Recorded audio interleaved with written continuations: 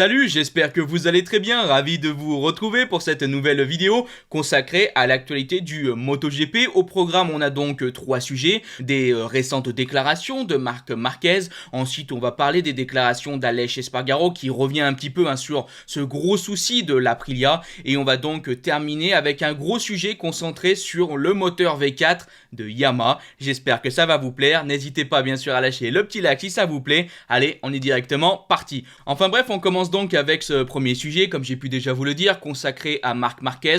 Alors c'est vraiment, je pense, plus un sujet qui va plaire à ceux qui apprécient le pilote espagnol, pour en savoir d'un point de vue un peu plus général, plus sur sa situation, sur comment il se sent et surtout comment il envisage la saison prochaine. Marc Marquez nous a donc partagé ses multiples réflexions en disant « Je voulais gagner. Et si je veux gagner, j'ai besoin de la bonne moto. Il faut avoir le courage de le faire. Je vais affronter, en parlant donc de l'année prochaine, un coéquipier qui est champion du monde et qui pilote une Ducati depuis 6 ans. Il connaît tous les secrets de cette moto, mais je ne veux pas prendre ma retraite en me disant « et si, peut-être ». Il continue, je trouve, avec cette phrase très forte en disant « Quand on sourit beaucoup, cela devient habituel. Mais lorsque vous traversez un moment difficile, vous appréciez davantage les bons moments. Maintenant, je souris à nouveau et c'est plus important que les championnats du monde. » En tout cas, on continue avec les propos de Marquez. Il revient donc déjà sur cette blessure, mais surtout sur la suite de cette blessure. Il nous dit « La première et la deuxième année après une blessure ne posent aucun problème. Mais quand vous ne vous sentez toujours pas bien après la rééducation, les doutes commencent à surgir, c'est le moment le plus difficile. » Sur une note maintenant plus positive, il revient sur cette première victoire avec Ducati sur le circuit d'Aragon. Il dit « C'était une sensation incroyable. J'avais attendu longtemps. Avant, gagner était normal, mais maintenant cela a changé ma perception du sport. » En tout cas, le pilote espagnol conclut sur ce fameux plan qu'on a pu entendre plus d'une fois au sein de cette saison 2024. On s'est posé énormément de questions sur quel était le plan de Marc Marquez, et finalement ce plan c'était d'intégrer une équipe usine. Il le redit une nouvelle fois en disant « Quand je suis arrivé chez Gresini, la priorité était de voir si je pouvais être compétitif à nouveau. Mon plan était d'avoir une chance d'intégrer une équipe d'usine, la meilleure équipe sur la meilleure moto, et cela se réalise avec Ducati Lenovo. » Voilà donc ces quelques déclarations de la part de Marc Marquez. Voilà, une nouvelle fois, je trouvais ça intéressant parce que ça permet quand même d'en apprendre encore un peu plus, et c'est vrai qu'on a peut-être tendance à l'oublier parce que 2020, on a l'impression que c'était il y a 1 an ou 2 ans, mais 2020 c'était déjà il y a 4 ans, c'est loin, et peut-être qu'on ne se rend pas assez compte à quel point ça a été quand même long, cette diésète pour le pilote espagnol, à quel point ça a été compliqué. Heureusement, cette saison 2024 est venue pour, entre guillemets, faire revenir un peu le Marc Marquez qu'on avait pu avoir avant cette fameuse saison 2020, enfin principalement avant ce crash de 2020 à Jerez. Donc voilà, pas mal de choses je trouve assez positives.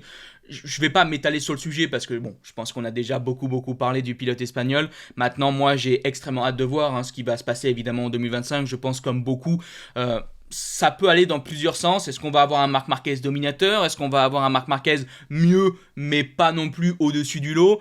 Bref, beaucoup de questions. Est-ce qu'il pourra véritablement être champion du monde?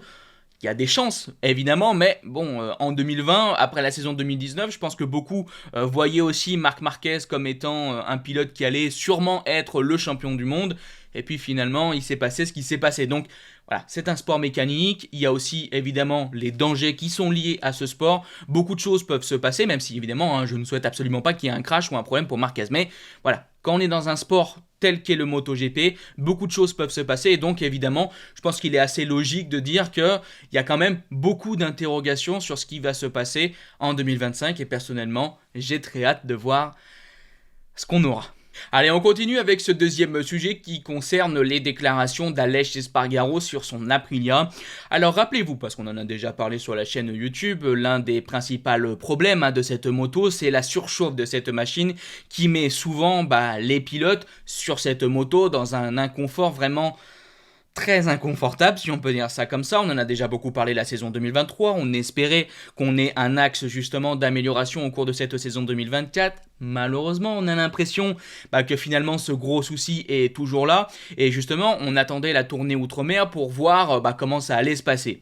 Et vous allez voir donc là les dernières déclarations d'Aleix Espargaro qui parle donc de ce problème de surchauffe et on se rend compte qu'on est dans une situation absolument mais catastrophique pour Aprilia. Aleix Espargaro a donc déclaré: vous ne pouvez pas respirer. J'ai passé toute la course à ouvrir les ouvertures de mon casque pour pouvoir respirer. Les 3 derniers tours ont été criminels. Température très élevée. Et la vérité est que je me suis brûlé les mains. C'est horrible. C'est le talon d'Achille de cette moto. Voilà donc les propos d'Aleix Espargaro sur sûrement le plus gros problème de cette moto, et moi je vous avoue que ça me fait grincer des dents parce que rappelez-vous, on en parlait déjà en 2023 de ce gros souci de chaleur. Évidemment, une Ducati, une Yamaha, une Honda, ça génère aussi beaucoup de chaleur. En plus, à Sepang il fait très chaud, donc tous les pilotes ont souffert de ces grosses chaleurs. Mais ce qu'il faut vraiment comprendre, c'est que sur l'Aprilia, c'est décuplé. C'est vraiment quelque chose où on arrive à la limite de la limite. Quand Aleix Espargaro nous explique qu'il commence à avoir des problèmes pour respirer, enfin, je sais pas, moi je trouve que là, on arrive quand même à un point qui devient très dangereux. On a l'impression au bord de l'évanouissement pour les pilotes Aprilia. Bon, ça devient quand même une situation extrêmement critique. Alors, moi je vous mets tout de suite évidemment en avant l'intégrité physique, si on peut dire ça comme ça, du pilote, parce que c'est ce qui est selon moi le plus important. Mais même du point de vue de la performance sportive, Aleix Espargaro en avait aussi parlé, évidemment ces grosses chaleurs génèrent aussi des problèmes ensuite, du point de vue donc de la performance de la moto. Et donc dans cette histoire, en fait, on perd dans tous les points de vue. On met tout d'abord les pilotes à la limite physiquement, mais en plus cette moto perd en performance. Donc dans l'histoire, Aprilia mais aussi donc son pilote sont totalement perdants et tu te dis c'est quand même dingue qu'un constructeur, qu'une usine telle qu'Aprilia n'arrive pas à mettre le doigt sur possiblement des améliorations pour corriger ce souci. Alors là, du point de vue du championnat du monde, je vais dire qu'on s'en fiche. Alors évidemment, on s'en fiche jamais. Évidemment qu'Aprilia a pour but de toujours jouer le plus haut possible du point de vue du classement. Mais au championnat du monde, on n'est pas en train de jouer le titre. On n'a pas des pilotes qui jouent le titre. Mais imaginez que la situation soit différente. Et justement, c'est vrai qu'il y a une interrogation pour 2025. Il ne faut pas oublier que Jorge Martin va rejoindre Aprilia l'année prochaine. On espère justement qu'Aprilia va pouvoir un peu monter en gamme et se battre pour le titre l'année prochaine. Là, si on se retrouve toujours avec le même problème, avec des pilotes qui sont à la limite, des pertes de performance du point de vue donc de la machine pour vraiment synthétiser, pour le championnat du monde, c'est aussi quelque chose de très problématique.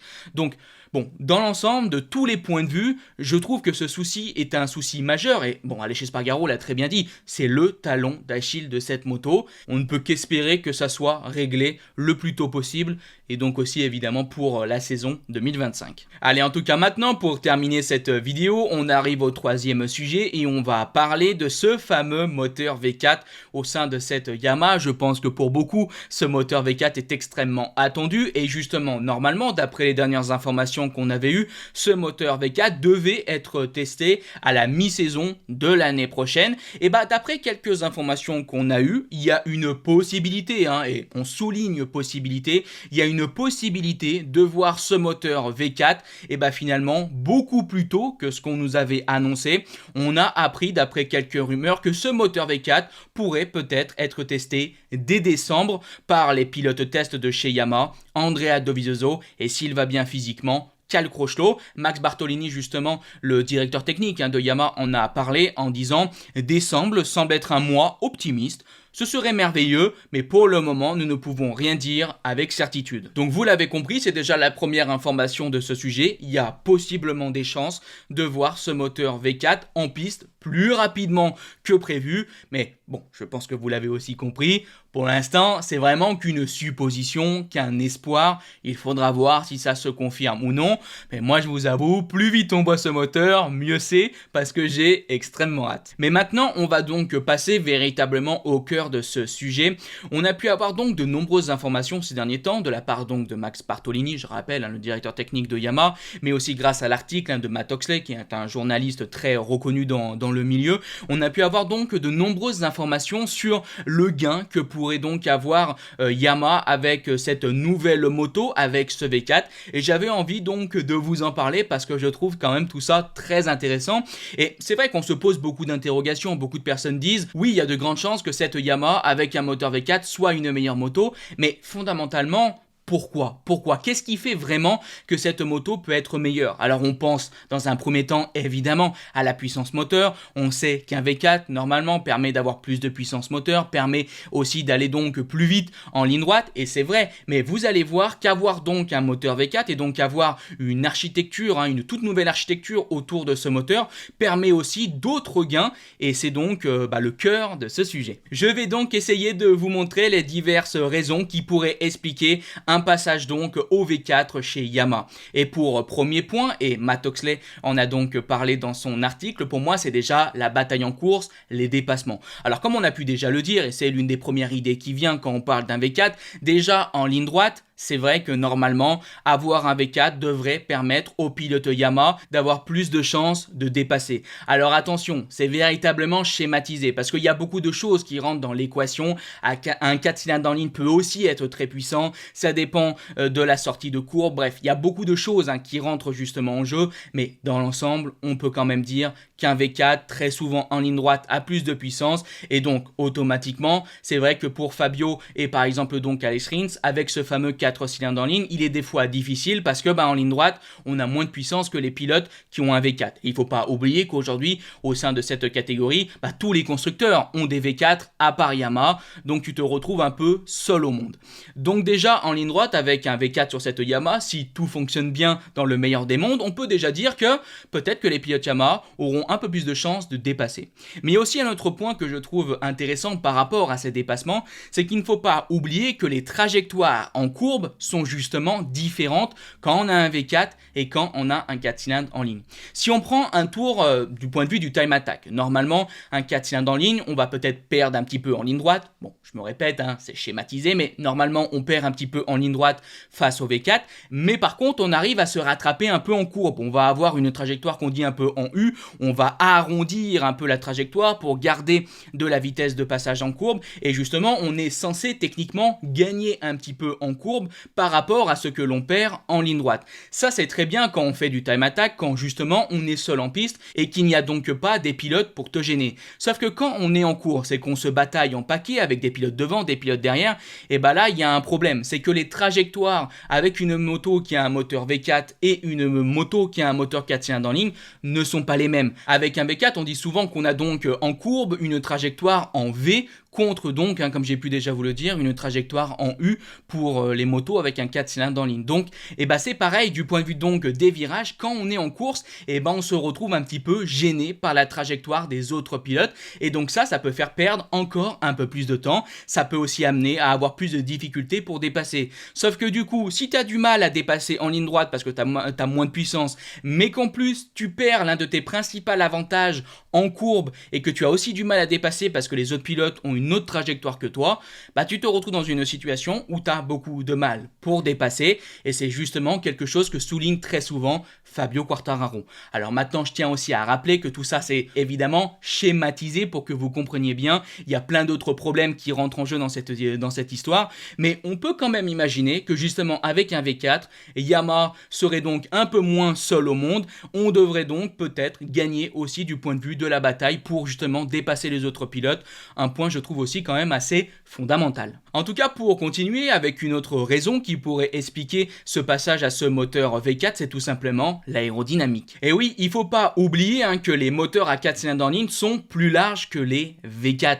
et donc automatiquement ça se retrouve sur la largeur de la moto. Les carénages des motos qui ont donc un 4 cylindres en ligne sont plus larges que les motos qui ont donc un V4, et ça c'est un souci du point de vue de l'aéro, parce qu'il faut pas oublier que du point de vue de la réglementation, la largeur totale de ces machines doit être être de 600 mm. On ne peut pas aller plus loin, on ne peut pas dépasser ces 600 mm.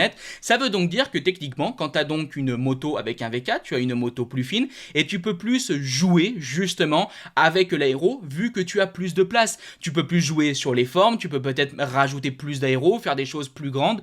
Et donc, vous le savez très bien, c'est l'une des choses dont on parle le plus aujourd'hui, l'aéro en MotoGP. C'est quelque chose d'absolument essentiel et justement Yamaha doit faire des progrès là-dessus et on peut imaginer qu'avec un V4, Yamaha pourrait beaucoup plus jouer avec l'aéro et Yamaha pourrait donc justement gagner en appui mais surtout en adhérence. On le sait, par exemple l'adhérence à l'arrière, c'est l'un des gros points négatifs de cette Yamaha actuellement et donc ça pourrait être un gain très important. Mais pour conclure sur l'aéro, et justement Matt Oxley en parle, il y a quelque chose qu'il ne faut pas oublier, c'est qu'en 2027, tout ça va être encore plus important parce qu'on a décidé de réduire la largeur de ces motos, passant maintenant à 550 mm. Ça veut donc dire qu'il sera peut-être encore plus important d'avoir une moto plus fine, d'avoir donc aussi possiblement un V4 qui permet d'avoir une moto plus fine pour pouvoir continuer de jouer sur l'aéro. C'est donc, si on choisit ce moteur, quelque chose de très important pour le nouveau règlement technique qui arrivera en 2027. Mais des raisons qui expliquent ce choix de Yamaha de tester un moteur V4, il y en a encore d'autres. Par exemple, on l'apprend avec les propos de Max Bartolini, le directeur technique donc de Yamaha. Déjà, on devrait avoir un gain du point de vue donc des pneumatiques, comme il le déclare.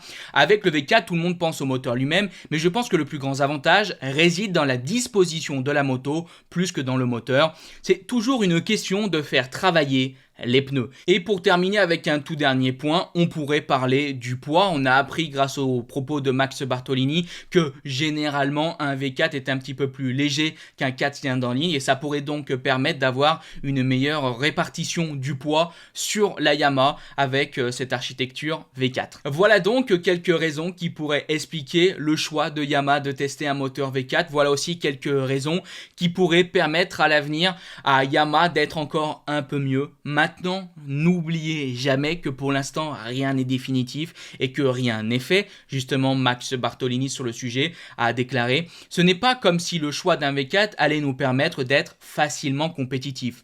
Et Yamaha sait très bien que nous devons fabriquer une moto plus rapide. Donc si pour une raison quelconque, le V4 est plus lent que le 4 cylindres en ligne, nous nous en tiendrons au 4 cylindres en ligne. » Voilà donc quelque chose qu'il ne faut pas oublier. Tout ce que je vous ai montré au sein de ce sujet, c'est beaucoup de théorie. C'est théoriquement ça ou ça, mais ensuite dans les faits, dans le concret, dans le réel, si on peut dire ça comme ça, il y a aussi d'autres problèmes qui vont être là. Il y a des choses qui seront mieux sûrement avec le 4 cylindres en ligne, d'autres choses qui seront mieux avec le V4 et Yamaha va devoir ensuite faire un choix. Il ne faut pas non plus oublier qu'aujourd'hui, on ne sait toujours pas si véritablement Yamaha à l'avenir aura un V4 ou aura un 4 cylindres en ligne. Pour l'instant, on n'est qu'à des phases de test et il va falloir voir au sein de la saison 2025 comment ça va se passer. C'est pour ça aussi, je pense que ça va être une année très importante pour Yamaha parce que du point de vue des résultats sportifs, on attend mieux des deux pilotes qui auront, je rappelle, au sein de l'année 2025, un moteur 4 cylindres en ligne